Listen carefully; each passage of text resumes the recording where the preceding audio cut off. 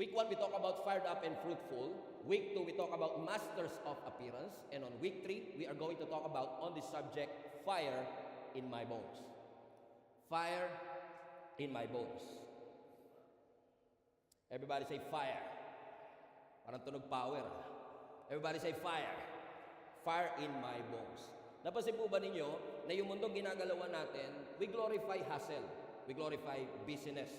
Ang sukatan natin ng success o tagumpay, gaano ka ka-busy, gaano nakataas ang na-achieve mo sa buhay, gaano nakarami ang mga accomplishment mo, ang tropeyo, ang medalya na nakasabit sa mga wall ng ating bahay. Hindi naman po masama na tuparin natin at habulin natin ang mga pangarap natin. Hindi po masama na mag-set ka ng goal na pinagpe-pray mo sa Panginoon na yung goal na yun, ma-reach mo.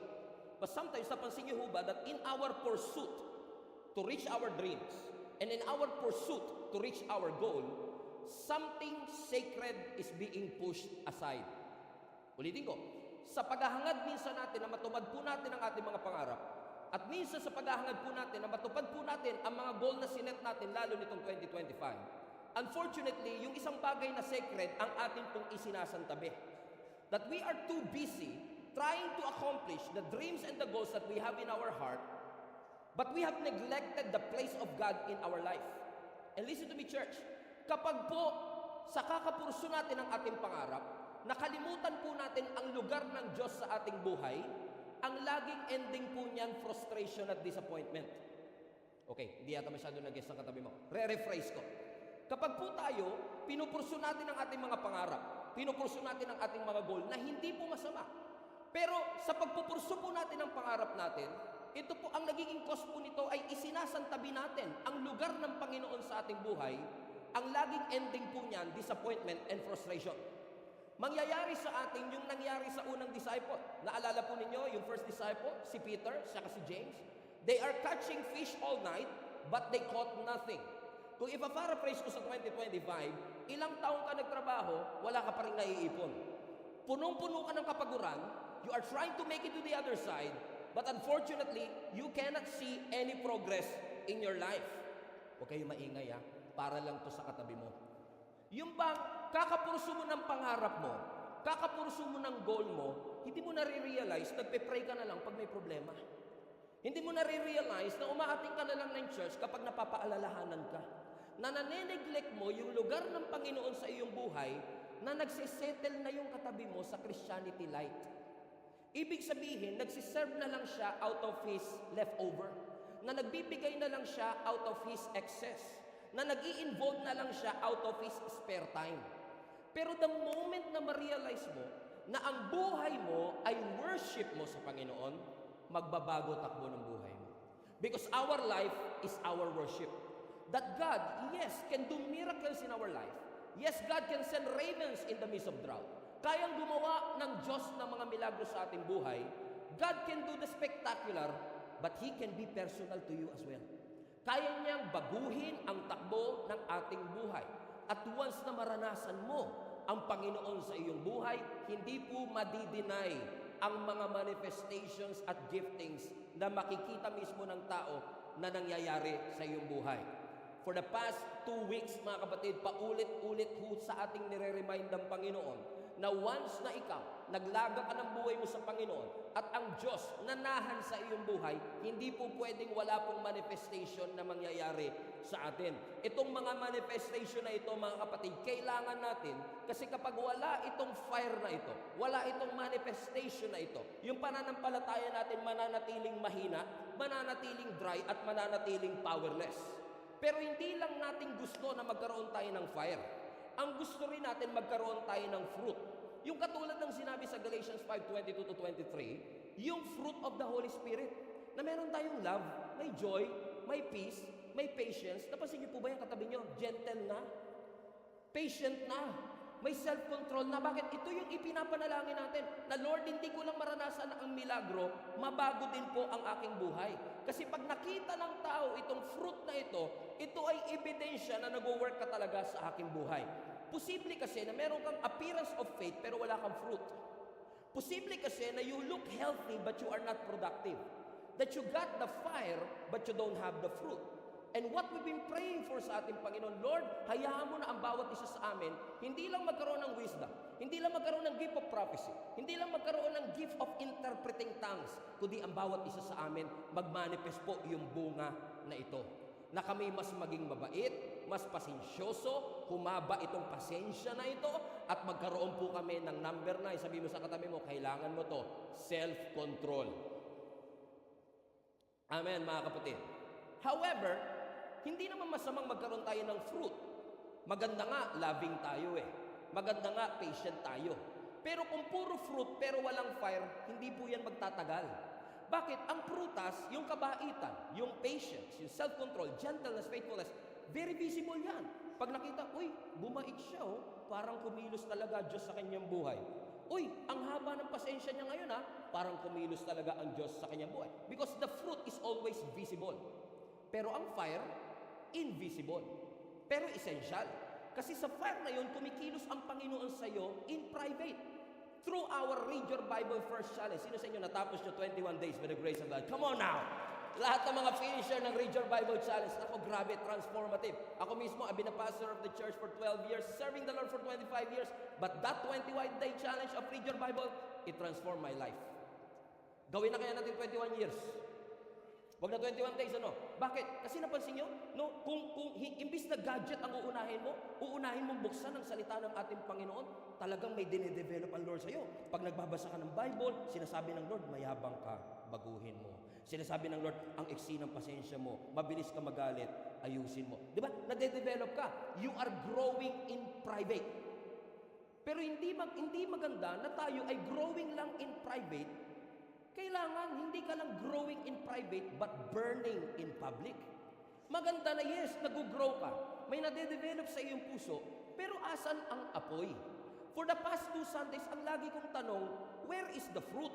Ngayon ang tanong natin, where is the fire? Where is the power? Nasaan ang authority? Nasaan ang anointing? Bakit? Kapag walang fire ang fruit, hindi po siya magtatagal. Pwedeng bumait ka nung na-encounter mo ang Panginoon. Umating ka ng divine encounter, naramdaman mo ang presensya ng Diyos, nanginig ka. Oh, Lord, thank you. Magpapatawad na po ako. Magmamahal na po ako. Pero kung walang sustenance ng fire, panandalian lang yung fruit na yun. So, magandang may fruit, pero ang tanong, masusustain ba yung fruit? And the only way to sustain the fruit is through the fire, through the limit, through the wall. Joke lang. Okay? Let's open up our Bibles to 2 Timothy chapter 3 verse 1 to 5. Tahimik masyado itong service na ito. Okay, 2 Timothy 3 verse 1 to 5. But mark this, everybody, there will be terrible times in the last days. Ito raw mangyayari sa mga huling araw. Pansinin nyo, nangyayari na ito ngayon. People will be lovers of themselves, aka selfie generation. Lovers of money, boastful, proud, abusive, disobedient to their parents. Hello, ungrateful, unholy, without love, unforgiving, slanderous, without self-control, brutal, not lovers of the good, treacherous, rash, conceited, lovers of pleasure rather than lovers of God. So, imbis na Diyos ang minamahal, sarili ang minamahal. Imbis na Diyos ang minamahal, pera ang minamahal. Verse 5, having a form of godliness. Highlight that part. May form ng godliness, but you are denying its power. Amen? They can see it on the outside. Mukhang nagbabago, pero they do not recognize the power that sustains that fruit. Napakahalaga mo mga kapatid na ma-recognize natin today, na bago po matapos ang series natin today, na kapag nilagyan natin ng exclamation point, ang 3-week series that we have today, ma-realize po natin, magandang may fruit, pero kailangan natin ng fire. Na talagang idadaan ka ng Lord sa apoy para mag-apoy ka. Na yes, magandang mabait tayo, magandang humble tayo, but where is the power? Asan ang boldness natin? Kasi pag puro fruit na walang fire, stagnant ang ating Christianity. Lahat magiging routine, lahat magiging mechanical. Amen po ba mga kapatid? Bakit? Yung fruit, pansinin nyo, yung fruit of the Holy Spirit, character yan eh. May dinedevelop na character ang Panginoon sa iyo through the fruit. Pero, okay, let me rephrase. Yung fruit, ipinapakita nito yung character na ibibuild ng Lord sa iyo.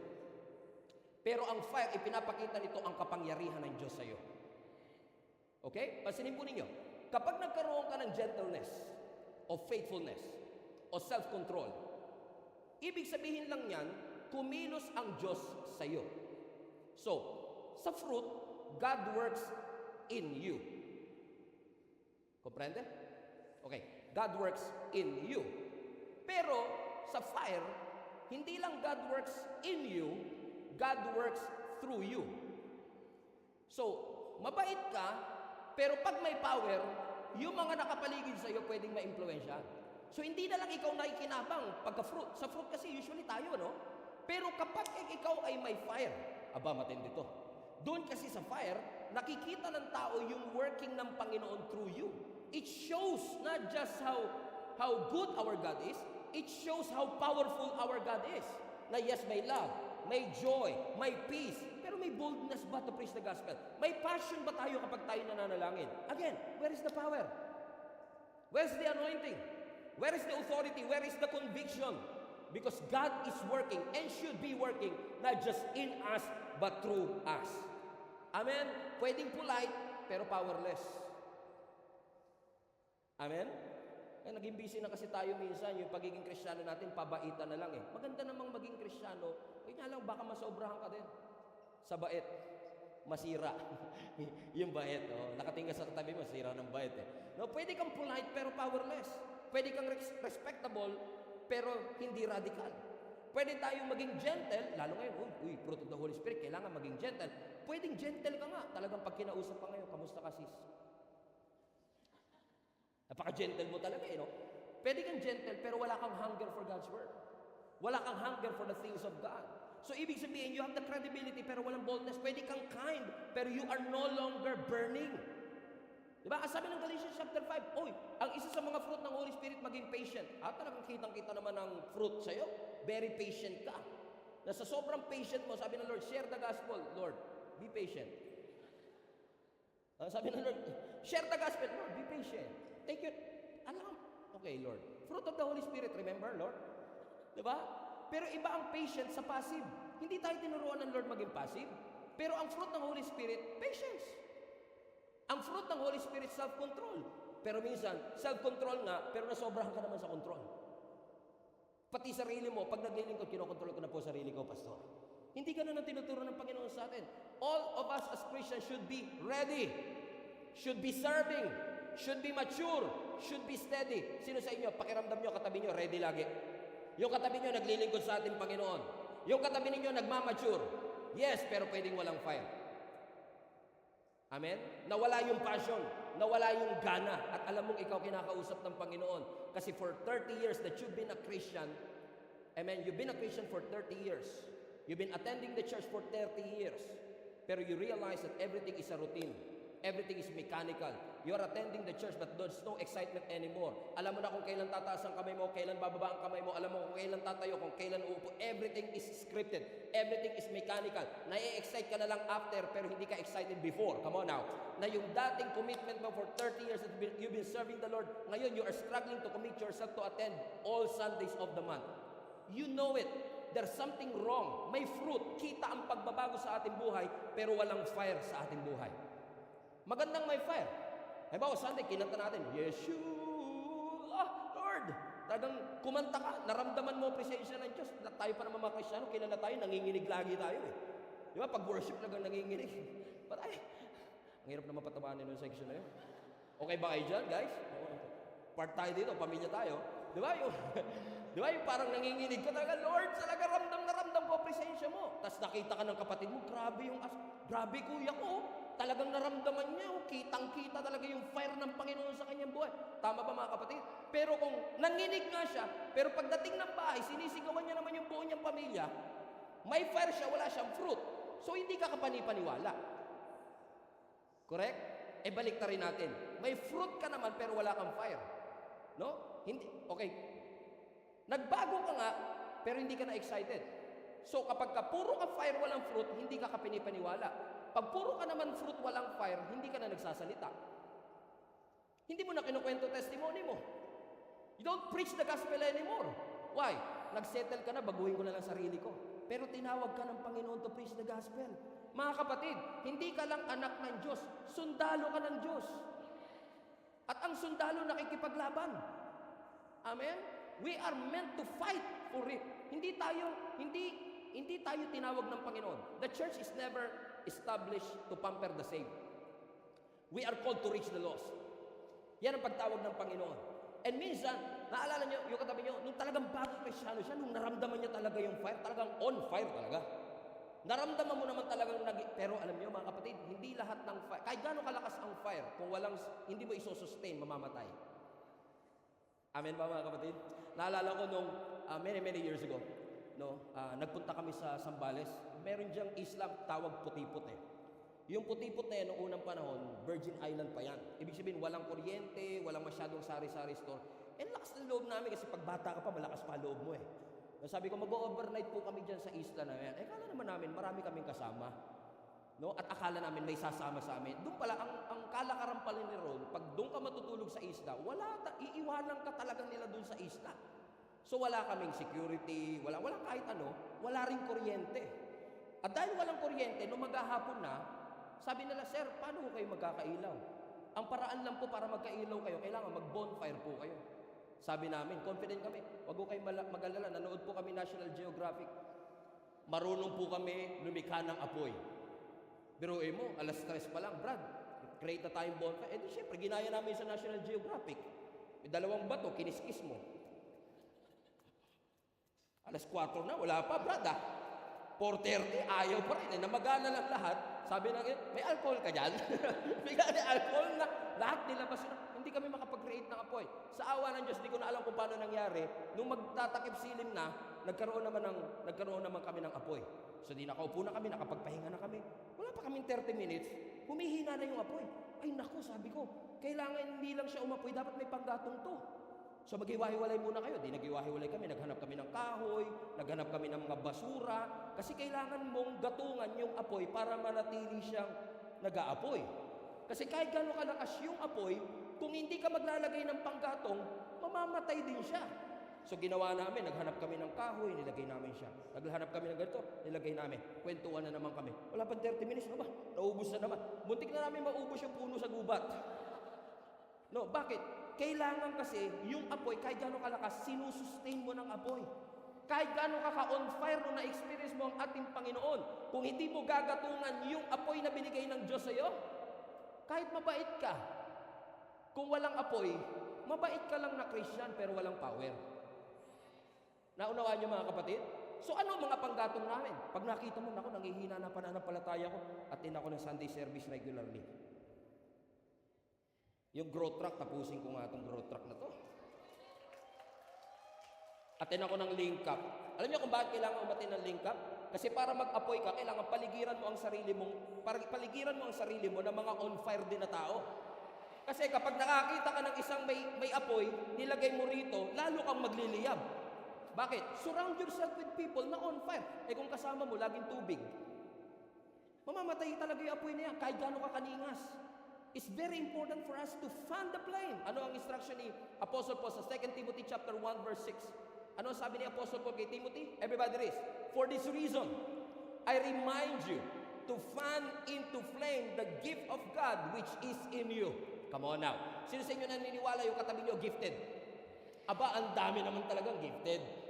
Ang dami naman po talagang talented. Pero let me tell you this. Our talent cannot change the lives of people. It cannot. People will be inspired by your talent. People will be motivated with your gift. But anointing is the way for them to be transformed. Amen? Halimbawa. Amen? Now, modesty aside, every single Sunday, every single day in fact, we've been receiving hundreds of testimonies of how the Lord has used this ministry to impact the lives of so many people. Ano ang common denominator na lagi namin naririnig? Alam niyo, Pastor, may isa kaming narinig during the preaching. May isa kaming narinig during the live stream na nung narinig namin yung salita na yon, it changed our lives forever. Grabe no? Isang sentence lang ang narinig niya, pero nabago ang kanyang buhay. Now, magiging tapat ako sa inyo. Ako po naniniwala, hindi kayang makapagpabago ng isang sentence. Hindi kayang makapagpabago niyan. Ang isang sentence, hindi niya kayang baguhin ang buhay ng tao unless yung sentence anointed. Correct? Kasi, halimbawa, I remember ako, laki po akong church. laki akong simbahan. Mula bata pa lang ako naglingkod. Maraming mga nandito ngayon mga kasamahan ko pa noong unang panahon. Talagang mula bata pa lang, Kristiyano na ako Pero yung matuturing ko talaga na nagkaroon ng pagbabago, radical change ang mindset ko at ang buhay ko, 2009. And I was a youth pastor back then, since 2004. Pero 2009 yung kinukonsider ko na nabago talaga ang buong buhay ko. Alam niyo kung paano nangyari? I was listening to a preaching. Hindi nga video audio lang. Nakikinig ako ng audio preaching, at yung preacher na banggit niya lang, God's love is unconditional. Which by the way, one sentence, which by the way, mula bata pala ako naririnig ko na. Sunday school naririnig ko na. Sa Bible nababasa ko na. Pero anong meron sa araw na yon na nung narinig ko siya, parang lagi kong naririnig yung sentence pero nakapagpabago yung sentence na yun ng buhay ko. Bakit? Hindi ko sinasabing hindi anointed yun, pero naniniwala ako na yung sentence na narinig ko, yun ay inanoint ng Panginoon for such a time as this. And because I heard that one sentence, my life has changed forever. The way I speak, the way I preach, the way I live, the way I talk, lahat na bago just by one sentence na nakikita nyo rin sa jeep. Nakikita nyo sa pader natin, pero hindi na babago buhay natin. Pero there is something about the anointing of God. Yung empowerment ng Lord. Kasi bakit? Nag-settle na kasi tayo. O yung Christian, improve mo naman buhay mo. Improve mo naman ang buhay mo. Maganda po ang improvement sa Christianity. Pero after ng improvement, dapat may empowerment. Hindi pwede puro improve lang tayo, puro improve, pero walang kapangyarihan ng banal na Espiritu. Kaya wala nang gigil sa paglilingkod. Walang passion sa paglilingkod. Wala na tayong gana pagdating sa gawain ng ating Panginoon. Huwag kayong mag-alala. Taga-ibang church po pinag-uusapan natin ngayon. Kasi mga taga-Gia Kamanaba, perfect kayo On fire kayo Ano sabi ni Apostle Paul ulit? For this reason, I remind you to what? To fan the flame. Amen? The fan into flame, the gift of God. So lahat may gift, pero hindi ibig sabihin lahat on fire. You could be talented and gifted, but not on fire. Now, kung titignan niyo ang context ng 2 Timothy verse 1:16, kaya niya sinabi yung first part na for this reason, is simply like this. Si Apostle Paul is an ordinary man na ginamit ng Lord for extraordinary things in the kingdom of God. In fact, si Apostle Paul ang itinuturing na greatest church planter in history. He was able to travel 7,000 miles just to preach the gospel without an airplane. Walang bus, walang jeep, walang grab, walang in-drive. 7,000 miles. And in the span of 14 years, he was able to plant 13 churches. My goodness. In 14 years without social media, 14 years without church building, he was able to plant 14 churches in 13 years. Bakit? Nung sinunod niya ang ating Panginoon, naging klaro ang purpose ng Panginoon sa kanyang buhay. Pero totoo nga talaga, pag sumusunod ka sa Panginoon, hahantingin ka talaga ng challenges. Pag sumusunod ka sa ating Panginoon, hahantingin ka talaga ng discouragement. Ano nangyari kay Apostle Paul? Sumunod na nga sa Panginoon, nakulong pa. At nung nasa kulungan siya, he was alone, he felt abandoned, he was aging na, ang tanda na ni Apostle Paul at this point, nung sinusulat niya ang Timothy. In fact, kinukonsider ang 2 Timothy to be one of the last epistles that Apostle Paul wrote. Ibig sabihin, matanda na siya, malapit na siya sa kamatayan. So, ibig sabihin, kung ano man ang laman ng 2 Timothy, last words na yon ni Apostle Paul. Tignan nyo to, Sa last words ni Apostle Paul, nagsulat siya ng last words. Hindi niya sinulat, Lord, ba't naman ganito buhay ko? Ba't mo namang hinayaan akong nakulong? Naglingkod naman ako. Mahal naman kita, ba't nyo inaharayaan maghirap ako? Kasi kung ako yun, baka ganun sulat ko Because most of us, we are complaining about our circumstance, pero tingnan mo si Apostle Paul, hindi niya sinusulat kung ano lagay niya. Nakakulong siya, he felt alone, no. Ang sinulat niya, ito ang tandaan ninyo. He is concerned about the church. Concerned siya sa estado ng pananampalataya ng mga Kristiyano. Kaya sabi niya, for this reason, since alam kong mahirap ang pagiging Kristiyano, you will go through challenges and difficulty. Hey guys, I remind you to fan into flame. Ano ibig sabihin? Paypayan niyo yung apoy para lalong mag-alab. Kasi gifted ka, pero yung fire na meron, mamamatay yan pagka dumaan ka sa challenges. Kasi yung focus mo, mapofocus na saan? Problema. Challenges. May stress ka. At kapag na-stress ka, doon ka na nakafocus sa kinaka-stressan mo. Lalo pag pera. Alam nyo naman ang pera, ibang klase makapagpa-stress siya. Amen? Power? Okay? Di ba? Alam ni Apostle Paul, kasi sabi ni Apostle Paul, I remind you to fan into flame. Ibig sabihin, huwag nyo lang antayin kailan kaya mag-aapoy. Maging aggressive ka.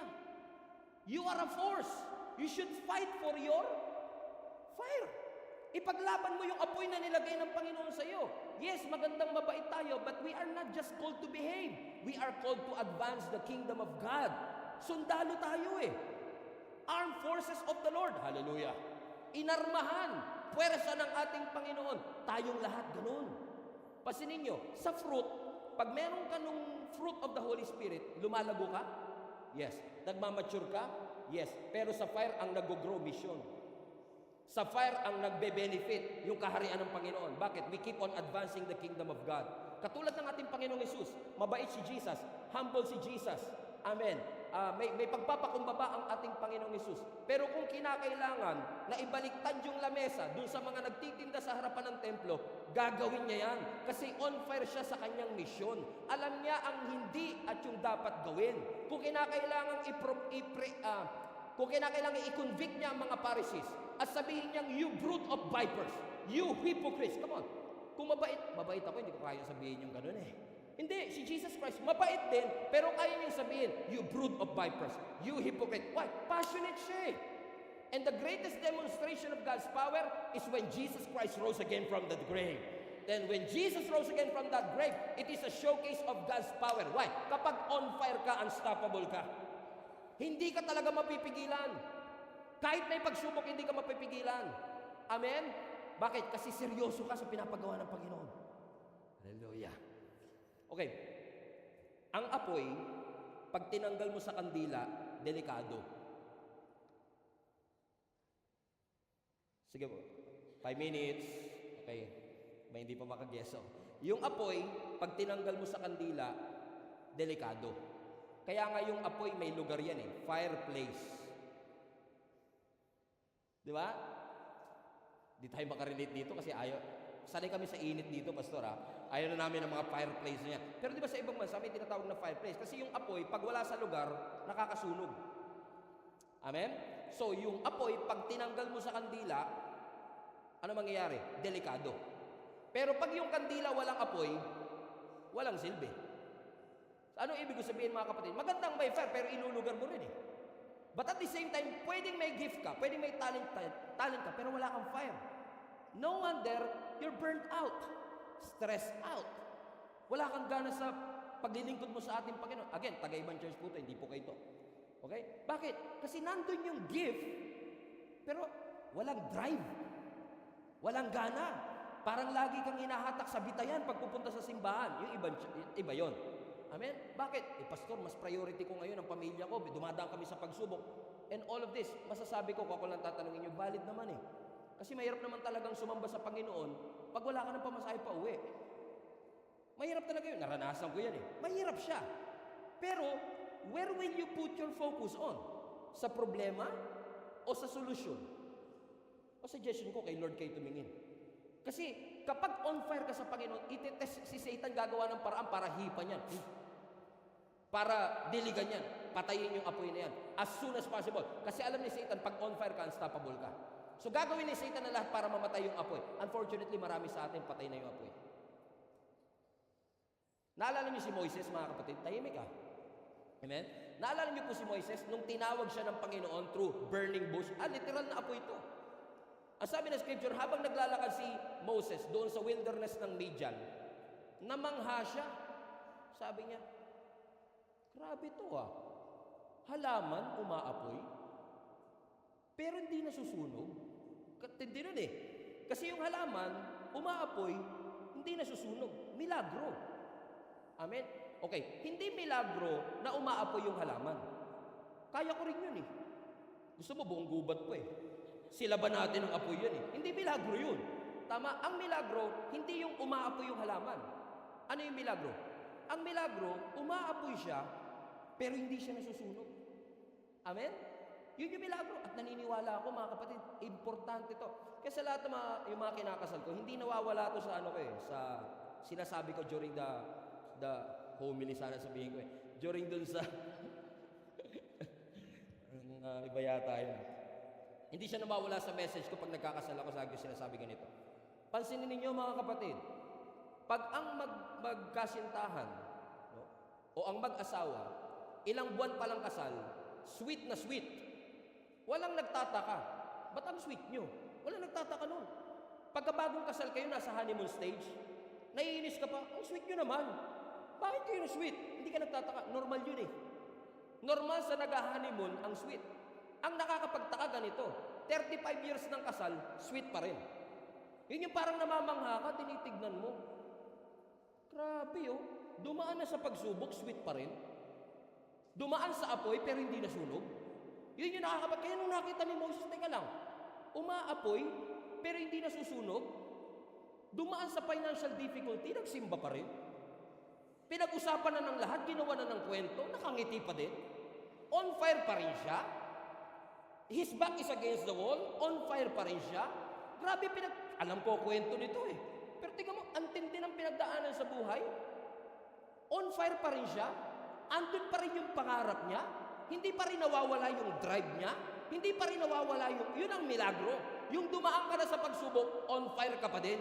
Yung ginawa ni Satan ang lahat para pabagsakin ka, pero nanatili ka pa rin. Sabi nila, wala kang mararating, pero nagpatuloy ka at on fire ka pa rin.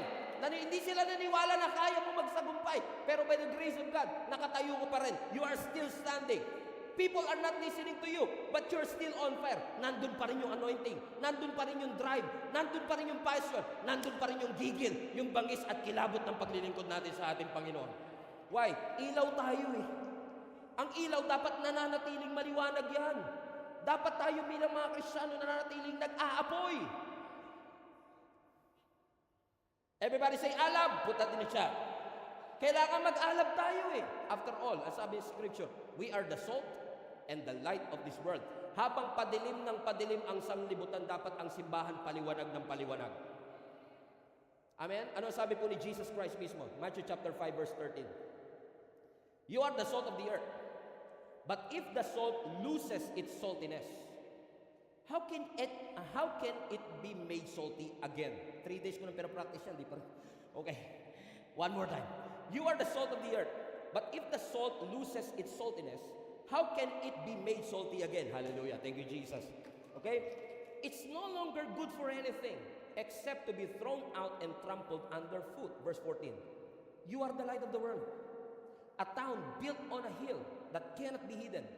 Neither do people light a lamp and put it under a bowl, but instead they put it on its stand, and it gives light to everyone in the house in the same way. Let your light shine before others, that they may see your good deeds and glorify your Father in heaven. What a beautiful verse from Jesus Christ Himself. Ano sabi ng Scripture? Mga kapatid, kayo ay asin ng sanlibutang ito. On the other hand, sabi niya, pero hindi lang kayo asin, kayo ay ilaw ng sanlibutan ito. So, ang asin dapat maalat. Ang ilaw dapat maliwanag. Pag yung asin lumiwanag, at yung ilaw umala, yon malaking problema yon. Kasi sabi ng Scripture, if the salt loses its saltiness, ibig sabihin, kung ang asin tatabang, wala siyang halaga. Saan ba natin ginagamit ang asin? Nung unang panahon, wala pang refrigerator. So ginagamit nila yan to preserve yung mga meat para hindi mabulok. Naniniwala ko lahat ng Kristiyano, tayo ang ginagamit ng Lord na habang pabulok ng pabulok ang mundo, tayo ang gagamitin niya to preserve the truth of God's Word. Amen? So kailangan yung asin maalat pa rin. Tanungin mo katabi mo, may alat ka pa ba? Pastor, sa lahat ng pinagdaanan ko today, maasim na po. Asim na po. Asim kilig. Amen? But at the same time, sabi ng Scripture, you are the salt, but you are also what? The light of the world. Bakit? Ang lampara dapat maliwanag. So, ganun din yung same illustration. Yung lampara, pag wala siyang apoy, wala siyang halaga. Amen? So, dapat ang lampara, ang ilaw, nagliliwanag. At tingnan nyo ang ilaw, pag papatay-patay, masakit sa mata. Kaya pag may kasama ka, taga-ibang church to, hindi kayo ito uy, natutuwa naman ako, kasama kita today. Next week, wala siya today. Next week, uy, nandito ka uli. Next week, wala ka na naman. Papatay-patay. Ang sakit sa ulo, di ba? Kaya masakit talaga ulo ng mga lingkab group leader pag yung mga kasama nila papatay-patay, pawala-wala eh. Amen? Amen? Sabi mo sa katabi mo, steady ka na. Oh, wag ka nang pawala-wala, di ba? Bakit? Kailangan tuloy-tuloy, hindi putol-putol. Amen? So my question is this, yes, we've been trying to behave and be a good Christian, but where is that anointing? As I was saying kanina, napakahalaga that when God uses us to be the salt and light of the world, and ipipreach natin ang gospel of Jesus Christ. Pero kailangan may anointing yun from the Lord. Kailangan yung sinasabi natin is anointed by God's word. Bakit? Ang anointing, yan ang supernatural effectiveness eh. Nagiging effective ka kapag ikaw ay anointed. Amen? Ang sarap kaya, na alam mo that you are anointed by the Lord for such a time as this. Kasi kapag anointed ka, ibig sabihin lang, ganito yan, yung anointed, may proseso yan. Nilalangisan yan. Kaya actually, yung anoint from the Hebrew, scrub. So, ini-scrub mo yung langis. At pag ini-scrub mo yung langis, ibig sabihin yan, nasi-set apart siya. Sa dami-dami ng tao, siya yung pinili mo. At pagkatapos niyang ma-set apart, nire-release ng Lord ang power niya. Gets? So, lalangisan mo, pag nilangisan mo, binubukod mo yun. Ibig sabihin, sa dami, okay, for example, in the Old Testament, ang mga inaanoint, mga hari, prophet, mga priest, kahit yung ordinaryong bagay sa temple, ordinaryong gamit lang yan, nabibili kung saan-saan, pero pag pinahira na ng langis, anointed na siya. Ibig sabihin, binukod na siya. Hindi na siya basta ordinaryong lalagyan. Amen? Bakit? In-anoint na siya. Ibig sabihin ng anointing, may approval na mula sa langit. So pag in-anoint ka ng Panginoon, approve ka ng langit. Para sinasabi ng langit, kung ano sabihin niyan, yun yung mensahe ng langit. Aprobado ng langit, kinonsecrate. Tama? Amen? Tanungin mo katabi mo, oily ka pa ba? Amen? May langis pa ba? Yun ang tanong eh. Kasi kung anointed talaga tayo ng ating Panginoon, kailangan yung langis nananatili. Amen? Ang problema sa marami sa atin, mat na eh. Tuyong-tuyo. Nako, magandang wake-up call sa bawat isa sa atin. Kailangan mong maging oily. Sabi mo sa katabi mo, kailangan mong maging oily. You need the oil of the Holy Spirit so that you will bring fire wherever you are. Amen? Symbolic yan ng approval ng langit na bawat isa sa atin. That once you anoint somebody, minamarkahan mo yung tao na yon. As sinasabi mo, representative na ito ng langit. Katulad ni David. Look at this. Tingnan nyo nagagawa ng anointing. 1 Samuel chapter 16 verse 13. Everybody read this with me. 1, 2, 3, go. So Samuel took a horn of oil. So may oil. Correct? So kumuha daw si Samuel ng horn of oil, everybody, and anointed him. So may langis, pinahiran, anoint nga eh, in-scrub. Nung in-scrub, ano nangyari? In the presence of his brother, and from that day on, the Spirit of the Lord came powerfully upon David. See? Pag ang isang tao, pinahiran mo ng langis, automatic nagre-release ang Diyos ng power. Bakit? Set apart na siya eh. Hindi na yan ordinary yung shepherd, hari na yan. Sa mata ng tao, shepherd pa. Pero sa mata ng langit, approved na yan. Hari na yan. And from that day on, ang sabi ng scripture, the Spirit of God came what? Came powerfully upon him. Church, I want to encourage you. Kailangan may anointing tayo. Sa lahat ng bagay na ginagawa natin, anointing is the key. Ang sabi ng scripture, anointing breaks yoke. Walang ibang bagay na nakakapag-break ng yoke, ng bondage, kundi yung anointing na meron tayo. So don't just sing. Be an anointed worship leader. Don't just dance. Be an anointed dancer. Don't just speak. Be an anointed preacher of the Word of God. Because we need the anointing of God sa lahat ng ating ginagawa. Hallelujah. Palapakan natin ating Panginoon. Why? Because without the anointing of God, everything will be routinary, everything will be mechanical. No wonder many Christians in our generation are exhausted, burnt out, and ineffective. They have the fruit, but they don't have the fire. Hindi naman masamang mabait. Hindi masamang patient. Hindi masama ang self-control. In-emphasize nga natin yan for 2 weeks. Pero halimbawa, kung may sunog po sa inyong barangay, wag naman sana. Kung magkakasunog, sino tatawagin nyo?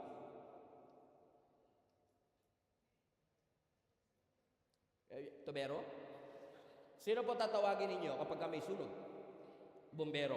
Now, kapag dumating yung bumbero, nasusunog na yung buong community, hindi pa sunog bahay mo, pero malapit na. Naranasan ko yan eh. yung malapit na yung sunog sa bahay namin, mapapanik ka talaga eh. Pag nakakita ka ng bumbero, Sir, patulong naman. Palagyan naman po ng tubig yung ano. Eh kung may lumapis yung bumbero, sabi niya, huwag ka mag-alala, sir. Be patient.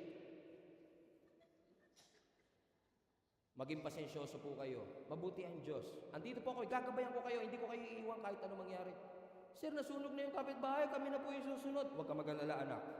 Napakabuti ng Panginoon. Eh kahit bihis na bihis pa yan, kahit mabait pa yan, kung walang tubig yan, walang silbi. Correct? Bakit? Anong pumapatay? Tubig ang pumapatay sa apoy. And he was there in the first place para patayin yung apoy. Eh pumunta nga, mabait naman eh. Ano masasabi? Mabait eh. Di ba? Hindi natin kailangan ng mabait na bumbero sa ganung sitwasyon. Ang kailangan natin bumberong may tubig. Come on now. So as a Christian, pag may demonic forces na, may nasasaniban, tinawag ka.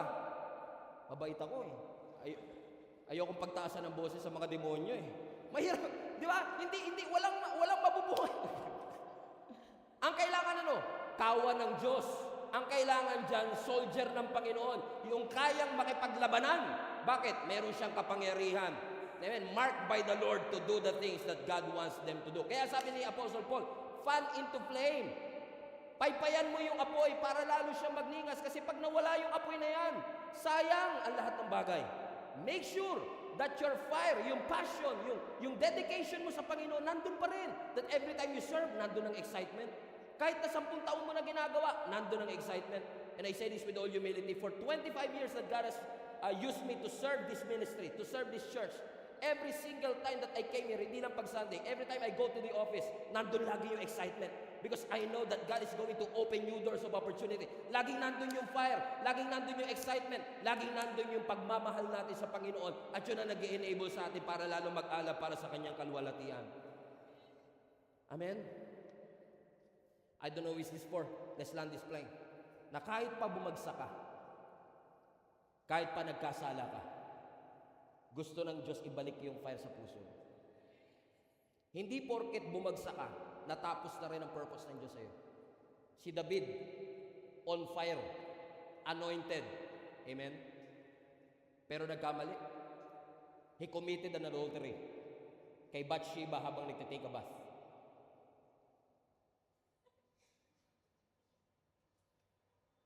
Pero nung na-realize niya ang kanyang pagkakamali, nung na-realize niya ang kanyang mistake, one time he was writing in the book of Psalms, sabi niya, Lord, cast me not away from your presence. Take not your Holy Spirit from me. What a prayer. Sabi niya, Lord, alam ko ako pa rin ang hari. Nasa posisyon pa rin ako. Pero pag wala yung presensya mo, pag wala yung kapangyarihan, sayang yung lahat ng to. So please lang, Lord, wag mong tatanggalin yung presensya mo sa buhay ko. Cast me not away from your presence, O God. Take not your Holy Spirit from me. And he went on to say, restore unto me the joy of my salvation and renew a right spirit within me. Psalms 51 verse 11 to 12. Why? Ang sabi ni David, naku Lord, hindi ko po afford, hindi ko kaya na mawala ang presensya mo sa aking buhay. Yes, may talent ako. Yes, may gift ako. Yes, nilangisan ako. Pero kung hindi mo ako sasamahan, Panginoon, kung hindi mo i-restore yung joy na nawala sa akin, alam kong dahil sa pagkakasala ko, nawala yung joy, nawala ng passion, nawala ko ng gigil sa aking ginagawa. But please, Lord, cast me not away from your presence. Take not your Holy Spirit from me. Restore unto me the joy of my salvation. Ibalik mo po ako dun sa unang araw kung saan ko naramdaman yung tunay na fire. Ibalik mo ako dun sa panahon na naaalala ko, Lord God, kung paano mo binago ang aking buhay. Kaya mga kapatid, let me just remind you, kung may ginawa ang Diyos sa buhay mo, huwag mong itigil na i-testify yung bagay na ginawa ng Diyos sa iyo. Sabihin na nilang paulit-ulit ka, ulitin mo pa rin. Bakit? Kasi every time inuulit mo yan, napapaalala sa iyo kung paano ka sinalba ng Panginoon, kung paano ka pinagaling ng Panginoon, kung paano kumilos ang Panginoon sa iyong buhay. Cast me not away from your presence. Take not your Holy Spirit from me. Restore unto me the joy of my salvation and renew a right spirit within me. Even though you are tired, even though pakiramdam mo, hindi mo na maramdaman ang Panginoon and you wanted to quit. And maybe some of you are experiencing the same thing. That you've been in the ministry for quite some time. You've been attending the church for decades. And everything feels like what? 3 p.m. na naman, atin na naman ako. Doon na naman ako uupo sa favorite kong upuan. Pagdating ng praise and worship, tatayo ako. First song, ganun-ganun muna. Second song, tapos mag-welcome remarks yan eh. Welcome remarks yan. Ay wala, binago nila. Pero next yan, worship yan. Worship yan. Tataas ako. Everything is routinary. And you're tired. Pagod ka na rin. And when I was studying this, I remember Prophet Jeremiah.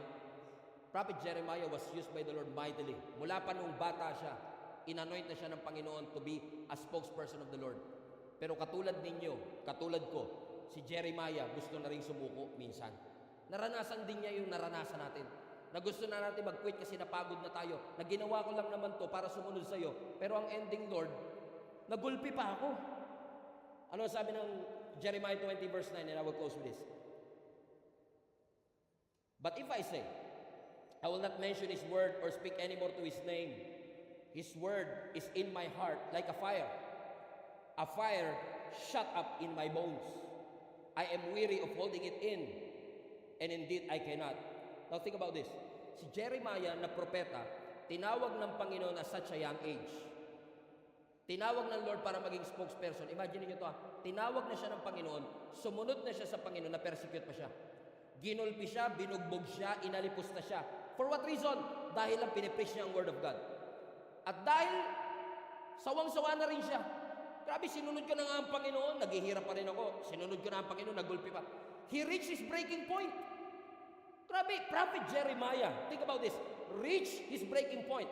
And he said to the Lord, Lord, pagod na po ako. I want to quit. Amen? Look at that verse again.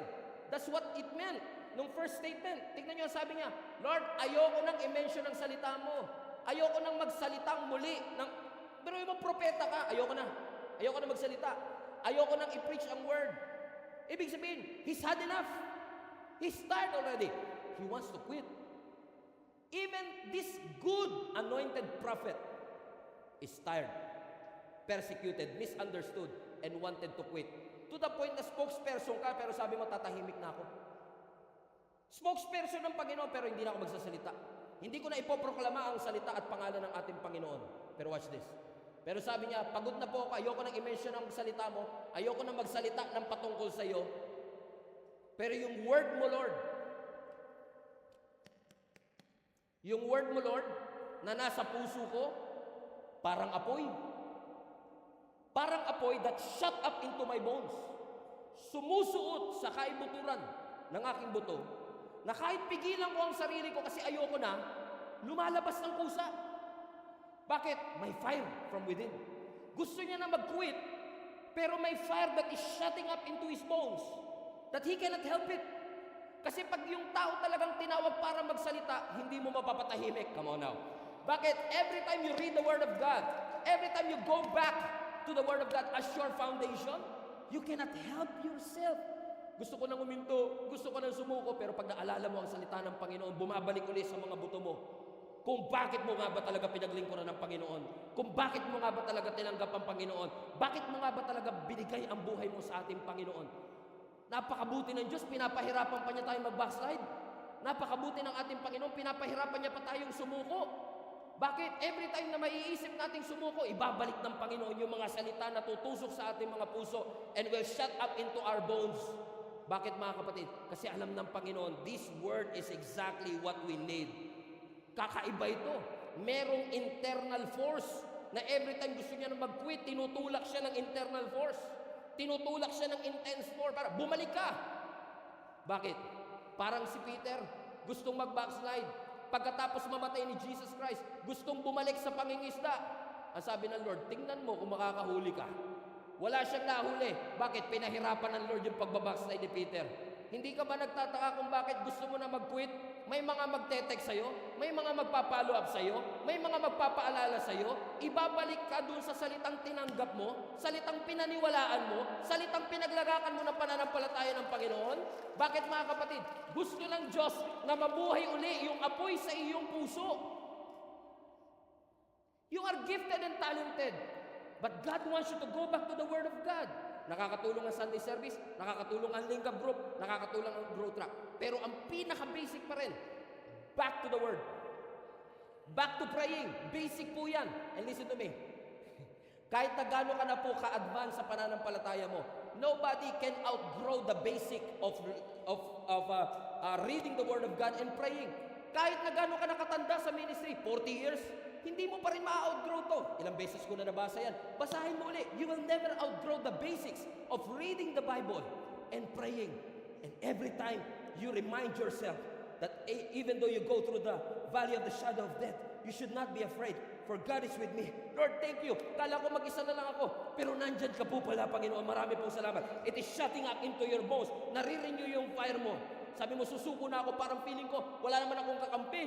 Parang pinagtutulungan nila ako. Nabuksan mo, Psalms 46 verse 1. The Lord is your refuge and your strength, the very present help in times of trouble. Naku, patawarin mo ako, Panginoon. All this time, akala ko nag-iisa ako. Pero nandyan ka pala para ipagtanggol ako.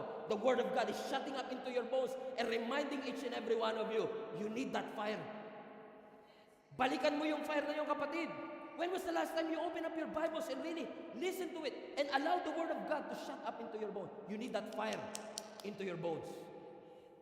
And just as this Word is penetrating to your bones, sa Tagalog, tagus sa buto, ang kanyang mga salita, hayaan mo na every time you read the Word of God, face to face or screen to screen, allow the Word of God to ignite that fire into your bones. Alam mo, na-realize ko, kaya si Jeremiah, kahit gusto niya mag-quit, hindi siya makapag-quit. Kasi hindi niya lang binalikan yung apoy, na-encounter niya yung flame, ang ating Panginoon mismo. Kasi once na na-encounter mo ang Diyos, at may ginawa ang Diyos sa buhay mo, hindi ka na makakabalik. Hindi ka na babalik. Kapag cancer survivor ka, hindi ka na babalik kasi maalala mo lang na nung may cancer ka, tinulungan ka ng Panginoon. Na sinabi ng doktor sa iyo, 3 months, 30 years later, buhay ka pa. Babalikan mo lang yung ginawa ng Lord sa iyo na yun. And that fire will shut up into your bones. Tatagos sa iyong buto. At marirealize mo, Lord, napakabuti mo sa aking buhay. Totoo nga, Panginoon. Salamat sa gift, salamat sa talent. Pero mas marami salamat sa mga salita mo na sumusuot sa aking buto para magpaalala sa akin na wala talagang imposible sa iyo. Come on now, palapakan natin ang ating Panginoon. He's good! Hallelujah! Hallelujah! Hallelujah! Everybody stand to your feet. High five at least 3 tao. Sabihin mo sa kanya, apuyan ka ng Panginoon sa mga oras na ito.